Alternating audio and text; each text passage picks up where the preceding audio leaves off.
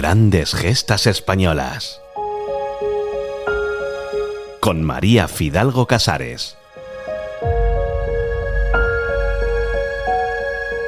En nuestro último artículo contábamos cómo desde los inicios de la Guerra Civil habían surgido partidas armadas que se camuflaban en las sierras de la retaguardia. Las ubicadas en la España ganada por el bando rebelde serían el origen del llamado maquis. Y más desconocidas resultan las del otro bando, grupos de huidos formados por sacerdotes, derechistas y desertores del ejército republicano que entre Andalucía y Murcia también poblaron los montes en la llamada España Roja. En un principio a ambas bandas les unía lo mismo: salvar la vida y esquivar la detención o el fusilamiento del enemigo.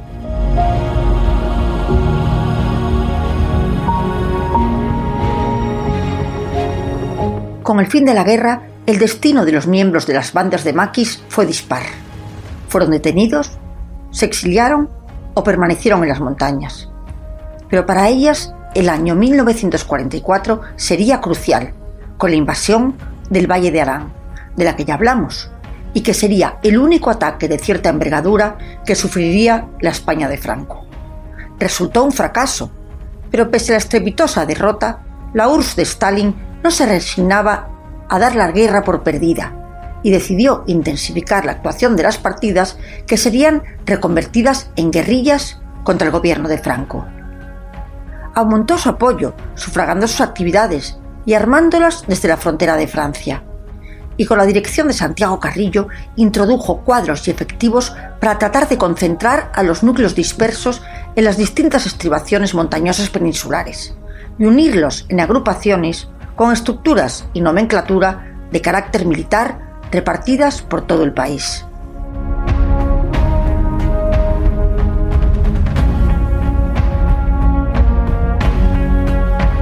Así estaría la del norte, que englobaba León, Galicia, Asturias y Santander; el centro, que abarcaba Montes de Toledo y Sierra Morena, del Tajo al Guadalquivir; y luego los huidos del sur, en la cordillera penibética, Granada, Málaga y Cádiz. El caso de Teruel y Valencia fue diferente, porque dada la escasez de guerrilleros, se crearon ex profeso con exiliados españoles enviados desde Francia. Y la CIA en 2017 hizo público a través de su portal CREST, CIA Record Search Tool, algunas instrucciones a las partidas guerrilleras. Pasaban desde Francia miembros del PC para reorganizar el con la orden de formarse grupos de un solo jefe y 3 ayudantes, y combinándoles a la eliminación de los elementos hostiles y peligrosos que hubiera entre ellos. Y es que la condición de la Unión Soviética era que todas estuvieran bajo su control, pues en algunas zonas como Extremadura o Andalucía existía una indeseable presencia de maquis anarquistas o libertarios.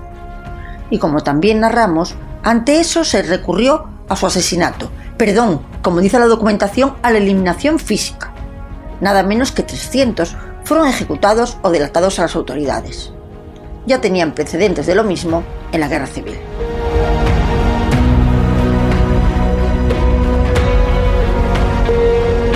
El objetivo era ir tomando posiciones para el cambio de régimen. Cuando la agitación y adhesión de las masas populares haya alcanzado el volumen deseado, vosotros formaréis los cuadros de mando del nuevo Estado. Los estrategas comunistas habían dado por sentado la adhesión del pueblo español, pero se equivocaban, y el levantamiento nunca se produjo. Una falta de colaboración que no vieron ni desde el primer momento, cuando la mismísima toma del Valle de Arán se dirigieron a liberar a los prisioneros políticos republicanos que hacían trabajos forzosos en las construcciones de los túneles. Cuando desarmaron a los vigilantes y los soltaron, los presos comenzaron a correr escapando de los guerrilleros y pidiendo ayuda a la Guardia Civil. Y así de 1944 a 1948, las partidas, con la hegemonía organizativa y doctrinal del Partido Comunista, alcanzarían su máximo histórico de actividad y su mayor extensión y crudeza, con un elevadísimo número de ataques y delitos de diverso cuño.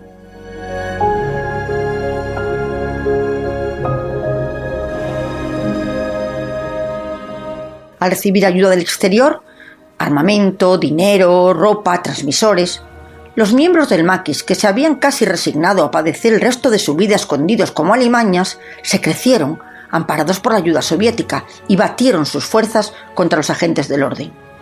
Y fomentaron una propaganda con una terminología casi heroica: guerrillero antifascista, ejército guerrillero, lucha armada, que atrajo e impulsó la recluta de población joven. Se lanzaron a ejecutar acciones de sabotaje, cortes de vías férreas, de carreteras, descarrilamientos de trenes, voladuras de puentes, de instalaciones eléctricas, y también lo que ahora llaman golpes económicos, es decir, atracos, asaltos a bancos, a comercios, casas de campo, incluso a trenes. Pero junto a ello también al robo de ganado, alimentos, enseres, prendas de abrigo y dinero a campesinos que no nadaban precisamente en la abundancia. Pero lo más cruento eran las acciones de castigo, extorsiones y secuestros, fusilamientos y palizas por represalias o simplemente para infundir miedo.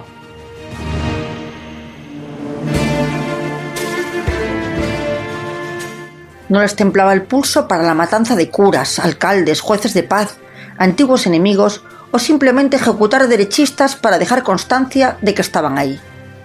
Pero también asesinaron a campesinos y a pequeños artesanos y a comerciantes que ante los expolios amenazaban con denunciarlos, incluyendo ancianos, mujeres y niños.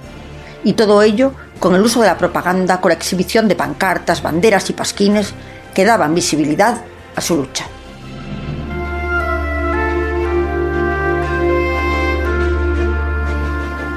Por todo ello, los maquis se convertirían en una de las principales esferas de actuación de los servicios secretos del primer franquismo.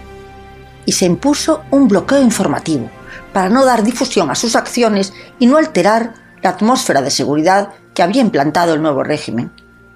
Las escasas noticias se despojaban de sentido político y se instaba a calificar a los guerrilleros de bandoleros, lo que podía resultar perfectamente verosímil, dado el bandolerismo español desde la noche de los tiempos. Curiosamente, en la lucha contra las bandas armadas del siglo XIX, la Guardia Civil siempre había evitado la palabra bandolero, optando por la de malhechor.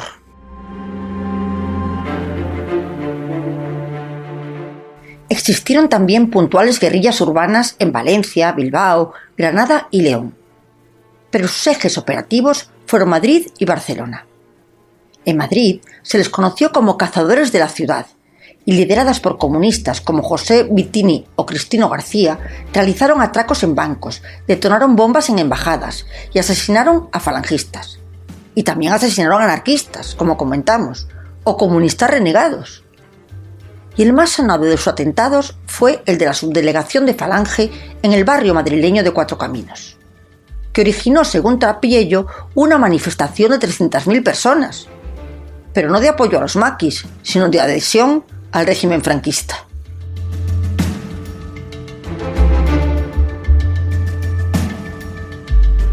Hubo también atentados frustrados, como el del desfile falangista por el 9º aniversario de la muerte de José Antonio, o el atraco de una sucursal bancaria en el centro de Madrid, en el que curiosamente el miembro del maquis al huir se topó con el campeón nacional de lucha grecorromana y por supuesto no lo logró. En Barcelona sería menos intenso, pero se asesinó y robaron pistolas a los serenos, atracaron la fábrica de cervezas Moritz, pusieron una bomba en los periódicos La Prensa y Solidaridad, tirotearon comisarías de policía y edificios oficiales y consulados. Y en la mayoría de todos estos actos hubo saldos de víctimas mortales, de los propios maquis, de agentes del orden, pero también de muchos civiles inocentes.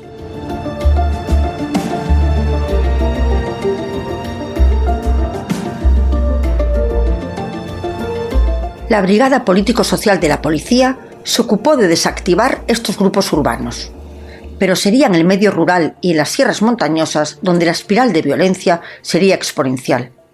Y en una década morirían miles de personas. La competencia exclusiva de acabar con ella sería de la Guardia Civil. Este difícil proceso necesitaba de un hombre fuerte que liderara con carisma el gran desafío. Y en 1943 se nombraba director general de la Guardia Civil a Camilo Alonso Vega, militar ferrolano que desde niño era de la máxima confianza del ya llamado caudillo. De hecho, la supervivencia del cuerpo de la Guardia Civil se debe al propio Alonso Vega, ya que Franco, tras la guerra, quiso hacer borrón y cuenta nueva, disolverla y diseñar un cuerpo de nueva creación. Considerado por Stanley Payne como un exitoso reorganizador de la Benemérita, emprendió una durísima y eficaz campaña de represión contra el maquis. Era un militar condecorado en las guerras de Marruecos, donde destacó por su valor al enfrentarse a una jarca rifeña. Herido en combate, y más tarde fue destinado a la Legión con Millán Astray.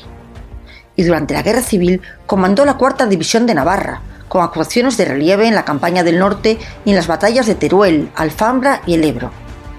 Y fue el responsable en Vinaroz de segmentar en dos la zona republicana, de impacto irreversible en el curso de la contienda.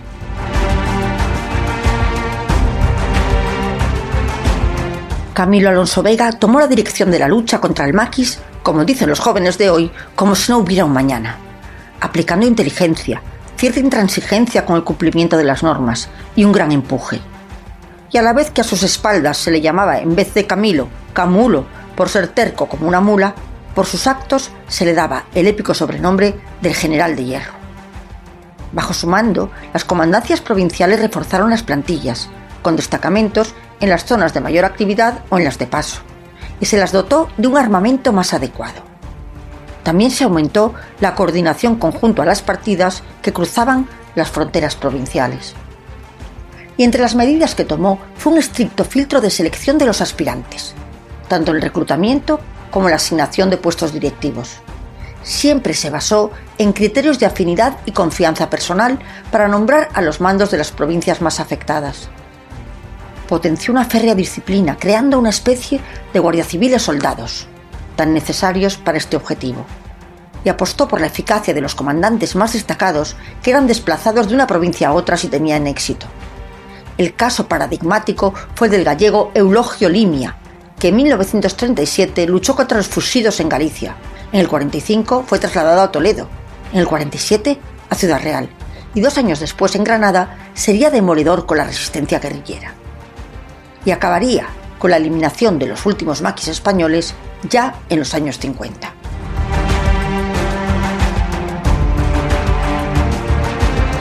Un capítulo interesante rodeado del máximo secreto fue lo que se llamó el maquis blanco. Radicado en Navarra, en 1944 se ideó como una estructura y organización contra la insurgencia del maquis. Según Antonio Lizarra, en su libro Memorias de la conspiración, fue promovida por el teniente general Yagüe, y eran partidas civiles formadas por varias decenas de excombatientes y antiguos requetés que se dividirían Navarra en 4 zonas y lucharían contra el movimiento guerrillero con armamento facilitado por el ejército. Pero hoy no hay constancia de que este armamento llegase a entregarse nunca.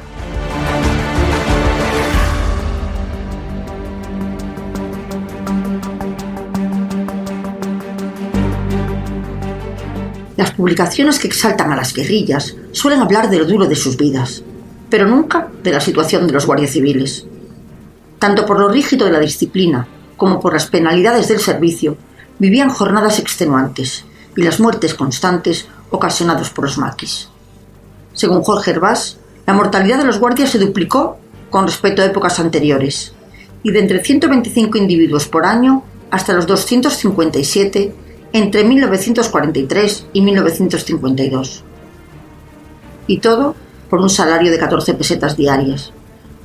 En los denominados grupos volantes, los servicios se extendían hasta los 8 días consecutivos, fuera del cuartel, recorriendo caminos montañosos de noche y día, y bajo las inclemencias del tiempo. Muchas veces dormían a la intemperie y comían un rancho escaso y frío. Vivían un estrés constante por estar siempre en la diana de la muerte y a la vez poder ser castigados con dureza por faltas como la impuntualidad, la falta de ejemplaridad o contra el honor, que podían ocasionarles la expulsión.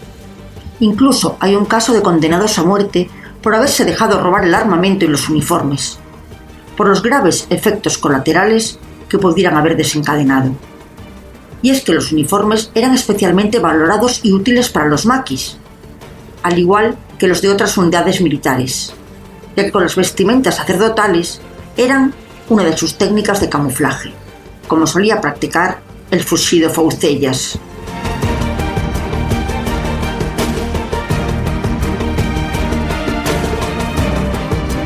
Las especiales circunstancias políticas de entonces rodearon de silencio tanto las destacadas actuaciones de las fuerzas del cuerpo como el volumen y gravedad de la acción de las partidas guerrilleras. Pero 1948 pudo marcar un antes y un después, con un cambio de rumbo crucial. Stalin daría orden de suspender el apoyo y las actividades de la guerrilla española. ¿Y eso por qué? Pues porque el dictador comunista acabó percatándose de que ganar en España era una apuesta sin esperanza. Hasta ese año pensó que podría tener éxito y que con el triunfo aliado de la Segunda Guerra Mundial habría consecuencias para Franco por haber empatizado con el eje ítalo-alemán. Pero no fue así. Hasta incluso hay ingenuos informes que afirman que con la derrota del eje el gobierno de Franco abandonaría y huiría. Evidentemente desconocían el carácter bélico del gallego, de quienes habían formado el ejército rebelde en la guerra civil.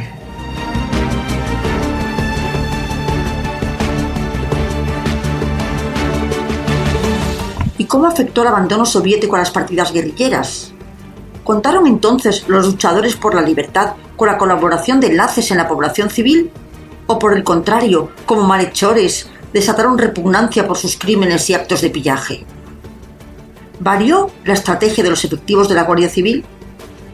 Porque según Francisco Aguado, no solo siguieron viviendo una lucha abierta y frontal, sino que el benemérito cuerpo tuvo que sufrir después el asesinato de muchos de sus hombres, de sus mujeres e incluso de sus hijos, niños de corta edad.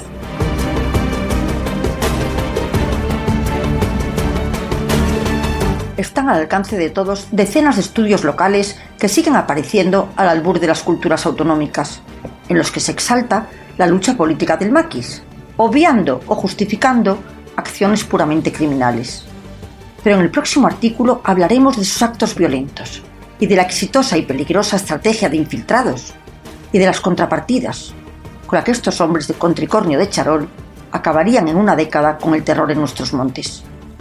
Y también, en aras de la paz, del olvidado perdón y de las rendiciones sin represalias, a las que se acogerían enlaces y muchos guerrilleros.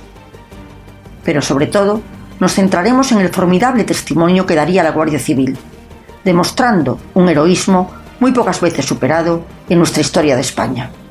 Grandes gestas españolas. Con María Fidalgo Casares.